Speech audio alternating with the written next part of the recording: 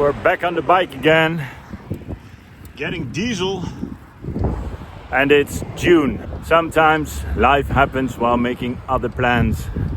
This year definitely is like that. But as it looks now, in 3 weeks I will be going sailing.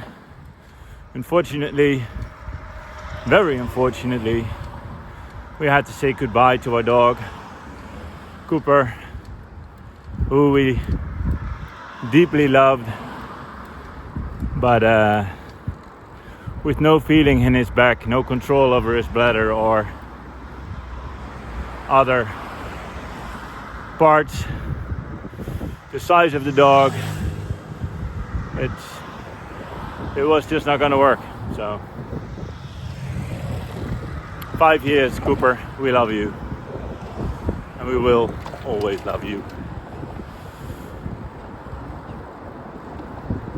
Flip side, as always in life, is that I now don't have to stay home. I would have done it for the dog, but the physiotherapist, 3 of them, the surgeon, and 3 physiotherapists from that surgery, the animal hospital, and our own vet said it's not gonna turn out for the better. So I don't have to take care of him anymore, and it means I will go sailing. And that is the good news. Diesel, we need a bit of diesel. And then let's get going. It's live.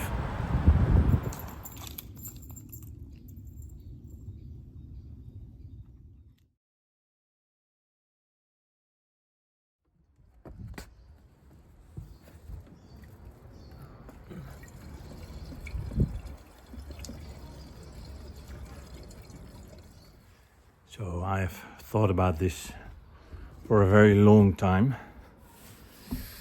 I have a dinghy, but I don't have an engine anymore. So I thought I will probably row it or buy me an engine. But an engine, especially a petrol engine, is stuff on board. It's oily, it needs gas, it's a lot of hassle. It is very useful though, but especially if I'm sailing on my own, I figured, why not buy an inflatable canoe? And there we have it. I bought myself for 120 euros an inflatable canoe with a life vest, with a seat, with an additional bag, in an inflatable cover with a pump and a pedal. And this material is actually super rugged. It is really nice. This is quite sturdy as well, but this is really nice, and I think I'm gonna have a whole lot of fun with it. So I will just pump it up to see how it looks, and then I will take it for a spin tomorrow. Seeing is believing, I think they say. And as you can see, something has changed. And then I don't mean my haircut, which is the practical version of me, but still, I am in a different location. I am where I wanted to go to after a lot of contemplating, and that's very good. Life threw a lot of lemon at us, but we pushed through, and I'm very happy to be here. Welcome back to another episode of Sailing Windrows from the Nordics, which you will not see because this episode is actually about how we got here and the final preps of this trip. It started with the canoe, kayak, whatever, to be tested, inflated and go, and my brother was there to help me out. Let's go.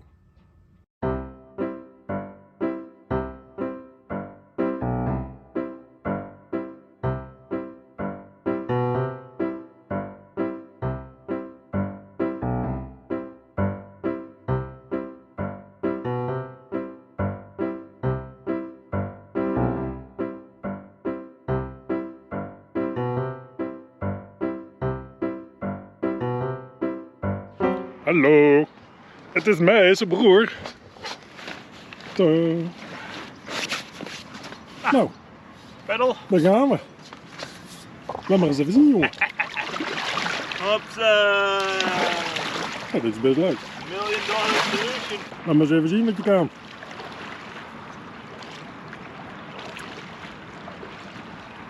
Nou, daar gaat hij. Nou? Ja, dit is gewoon perfect, joh. Ja? Maar dit werkt echt gewoon goed. Dan kan ik ze achterin bagage doen. Nou, zeg je dag of moet ik het allemaal So filmen? this works. Nice. Boys and girls. Wil jij ook peddelen? Ja. My turn. Oh, my brother is 2 meters. A bit more. And a bit longer than I am. And he is now going into the canoe. Nou, zeg nou zelf. Dit is eigenlijk best koffie. dat is zo grappig dit. Geestig. It works like a charm. Maar ik zou je vertellen, jij roeit echt een stuk harder dan in een dinghy nou hoor. Harder dan de dinghy? Ja, in een dinghy kun je dat echt vergeten. Niet in de laatste plaats, omdat je achterstevoren moet peddelen. Wat wel, Ja, je wordt wel een beetje nat. Yeah. You have to put your trousers up because else you will get your pants wet. Is what I wanted to say, but didn't. So good peddly body thingy. I'm happy with it, and I think it will serve me quite well as I am going to Blind Leah tomorrow, where there is a great anchor spot that was advised by Rob, the solo sailor that sailed all the way solo here and ended up in the rain. But he got here anyway, so very good, Rob. Let's see, we had some other things to fix, and one of them was a bit less important, but still solving the hole that I had there. Let's go. A long time ago, I was fiddling around with the Raspberry Pi to have C-Log on it, and I wanted to install that in the nav station corner.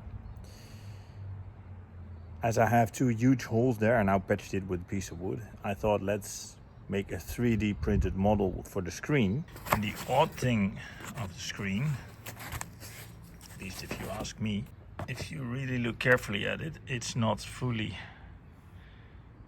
symmetric. So these edges are bigger than this edge, which makes that the whole thing needs to be off-centered.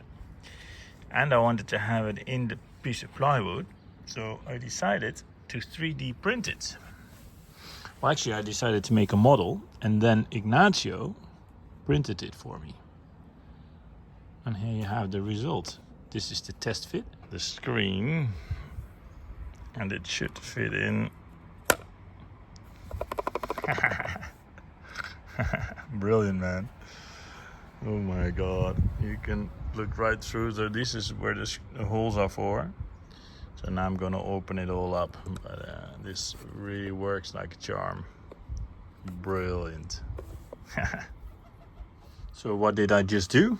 I installed a screen with this in front of it,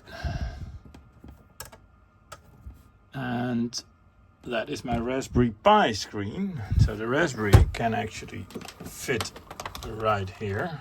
So big thanks, Ignacio, for borrowing your 3D printer.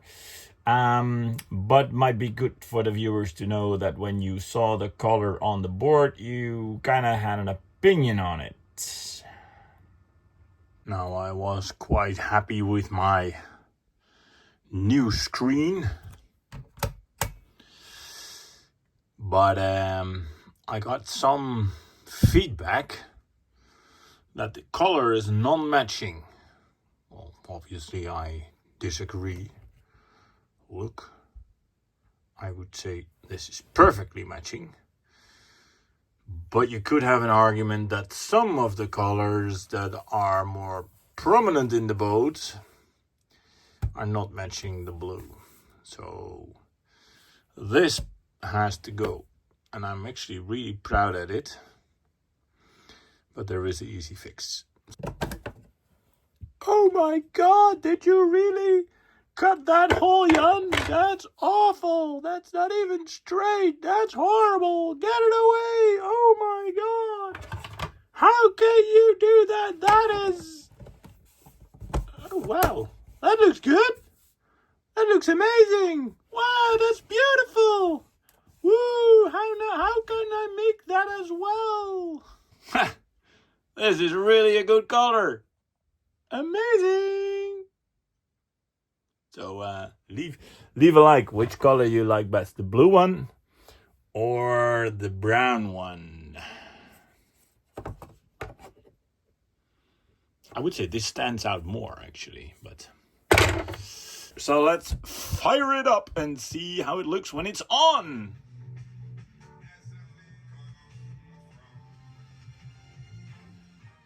Open CPN 5.0 running on the screen. So as a backup, actually being fed by the Fruno, if I would switch it on, or via the AIT 5000. I haven't wired it up though. And what I noticed is that it actually needs a separate power supply because else it will run out of power.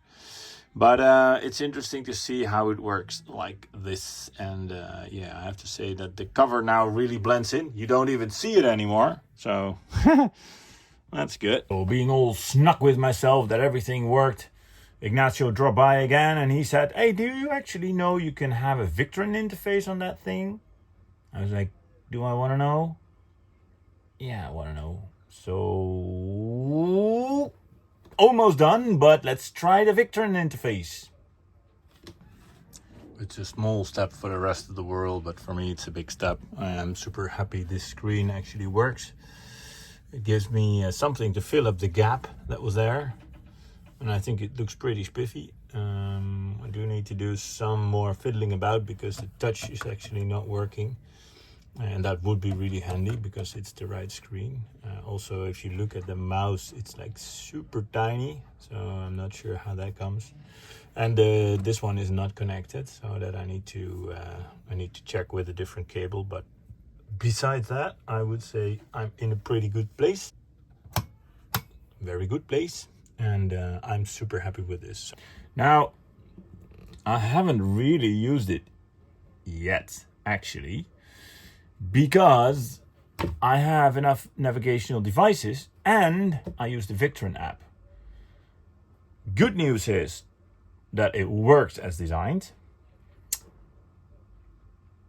Bad news is I still need to install the Raspberry, and I'll probably do it somewhere on this trip or afterwards or next winter or whatever. You will figure it out.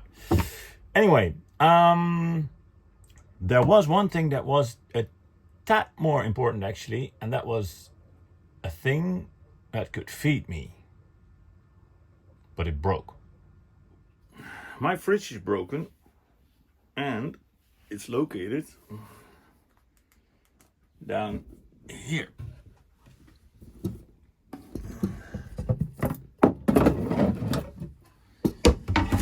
Probably the coolant is out, and I thought I needed somebody to get to the boat to actually fix it. But I figured, why don't I just get it out? Because it's not that easy to get somebody over here. So that's what I'm gonna do. I'm gonna try to get it out and see if I can get it out, if I can get it fixed. If not, I will have to buy a new one. But first, let's see if I can get it out. So the interesting question is there gas in there?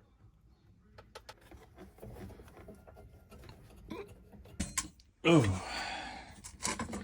Okay, well, it's out. Now the question is, did I break anything? I think I kind of wrecked this connection, but he has to fix that in any case. So let's get the rest out.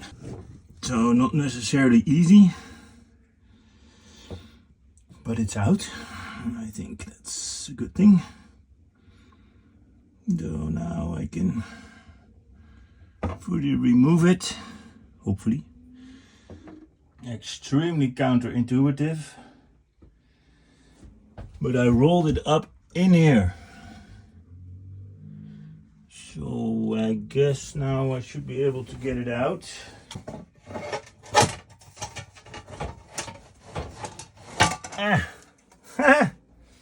It's out!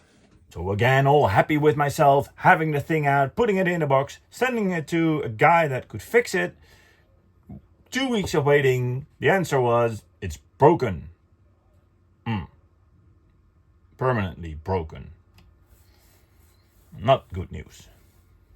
The other good news was that the Dekker Watersport had an offer, a special offer. So what do, right? In the category dreadful jobs, this could be the one I fear most because I don't know what's gonna happen. So, as you know, my fridge died on me. And this is the new one. Apparently it was because it wasn't connected correctly. Well, we'll never know. But I have to install it. So let's see what happens. So what's in the package?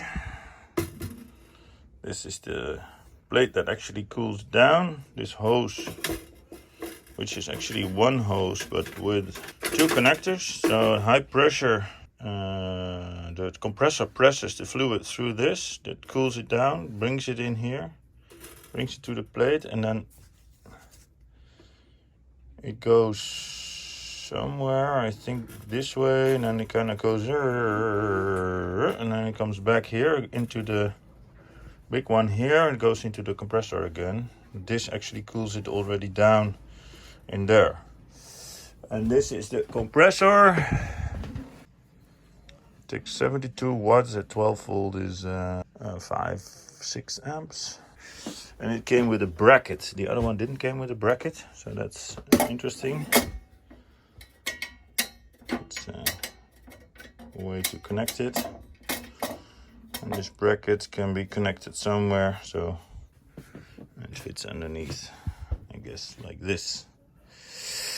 So all in all, pretty neat actually, and I might change the location. So let's first clean it up, read the bloody manual, and then see what we're gonna do. And with clean it up, I mean empty this. What I think this is important to know is that it can run for short periods up to an angle of 30 degrees, while greater angles can cause permanent damage to the compressor. So that basically means that you probably not run it when you are sailing. Let's see if we make 30 degrees, because I have a little measurement doohickey there that can actually measure it for me. But that's important, and it is allowed to operate up to 55 degrees, but they recommend it to place it in the coolest place available, so maybe you should put it in the fridge. Obviously, that's not gonna work. That was a joke, don't do that. Also good to know, the electrical unit has a built-in protection which stops the compressor operating if the temperature is too high. That was a worry I had because where it is positioned, but I think that is good news. This is the thermostats, where they handily labeled all the connectors, so TCP, which is TCP. This is probably for guiding the wire here and securing it to the plate. And this is a power cable with a fuse, which is, well, attentive, I would say, but I'm not going to use that because that's on the switchboard. What I also like is, by the way, you can actually open and close this without losing refrigerant, is what it says. So that would be extremely handy if it would ever come to that. So let me just see if I can fit this, and then yeah, I just need to put in the wire and connect the bloody thing, and it should be okay. So yeah, you probably know that feeling if you have something you need to do and you're like, I don't know, it's probably gonna be very complicated. This one, unwinding that tube, was like probably not that easy, but in the end it actually worked like a charm, and I could just push it through the hole and ta-da! Okay, it's in. It's loose though, so I need to connect it, but it's in, and there's also plenty of wire. So yeah, this is looking pretty okay. So first step is to fix that plate, I guess, then round it up, connect the whole thing, and it should be okay. So opposed to what was delivered, which are these, I'm gonna use stainless threaded bolts because this actually is a sheet of metal. So I'm gonna drill it at 3.3. I'm gonna tab an M4 in it. I'm gonna put the screw in with the little cap. And all should be good. What could possibly go wrong here? Oh, disaster struck. That is not what you want. It broke. This is bad news because it's now stuck in there. Okay, the last bit also broke. So at least it's now flat, but it's not what you want because now I'm missing one screw. I have to drill another hole somewhere else. Okay. So yes, we're missing one tab now, the pre tab, but this is now secured pretty damn solid because I put it there instead of there. So yeah, so not 100% as I wanted it to be, but still 1, 2, 3, 4. So this is in place. So first step done. Super happy.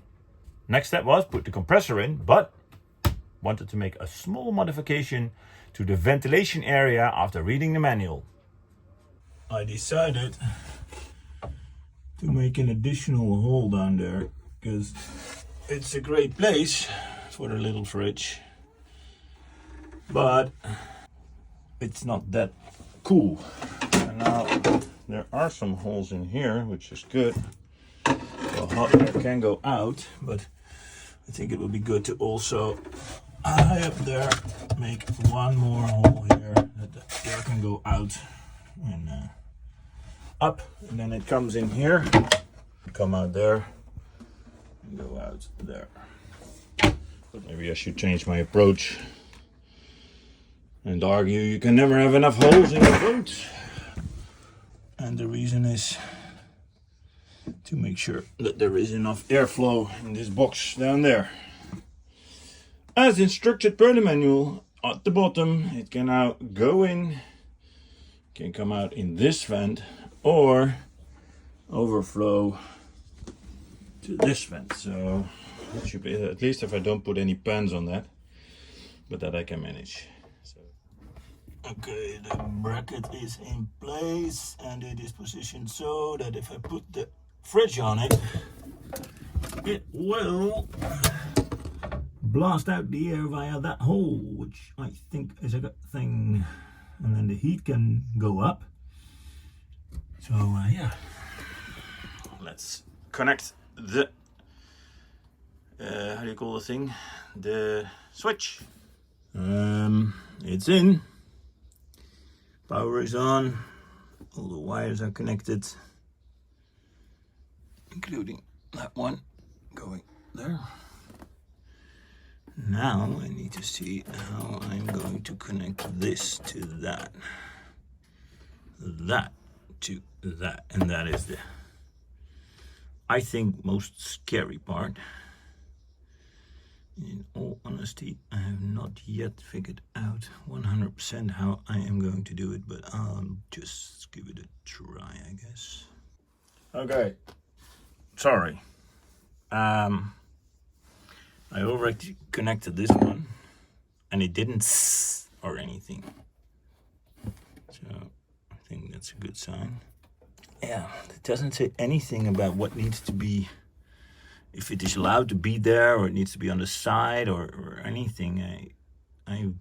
So yeah, I'm a bit in doubt, but I'll just push it down a bit. The cooling area is over there, so I guess it should be okay, and then it just goes up.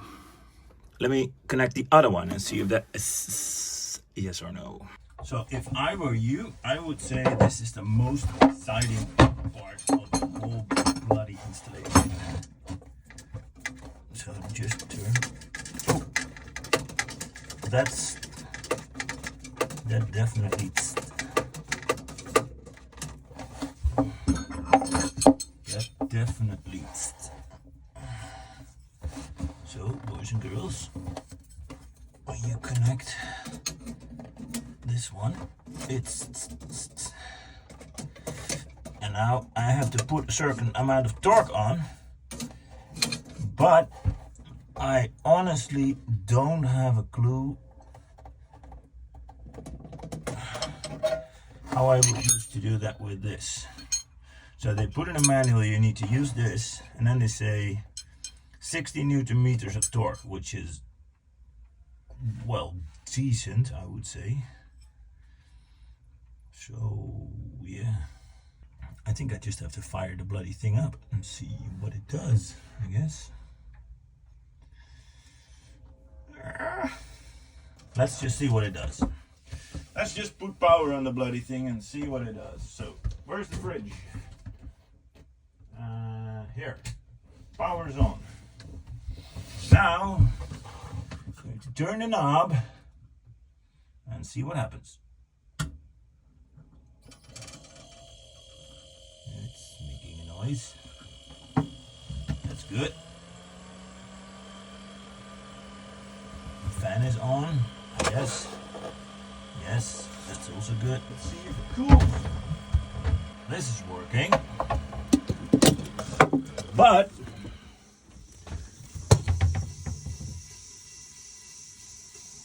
this makes a sound, and it's getting cold, like seriously cold. Look, you can even see it.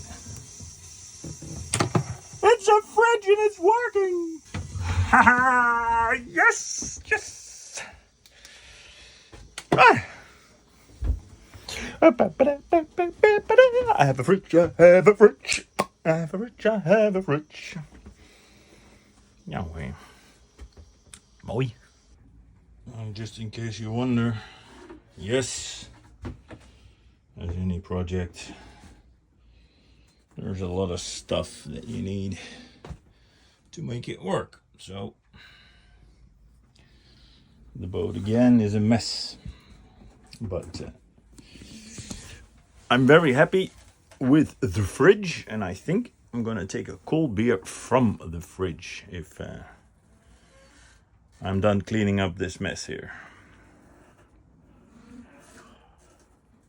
That was it. Another episode of Sailing Windrose. Boat seems to be ready as it is. I actually tested it and all on that. You can see in next episode. So if you liked it, leave a like. If you have a comment for a change, leave it for comments. And hit subscribe to see what I'm gonna do in Norway for 2 months. Cheerio, boys and girls. Ah, what's with the water? Yeah, well, we have a slight angle. Ah. Right, here we go. Ingredients, water and seawater.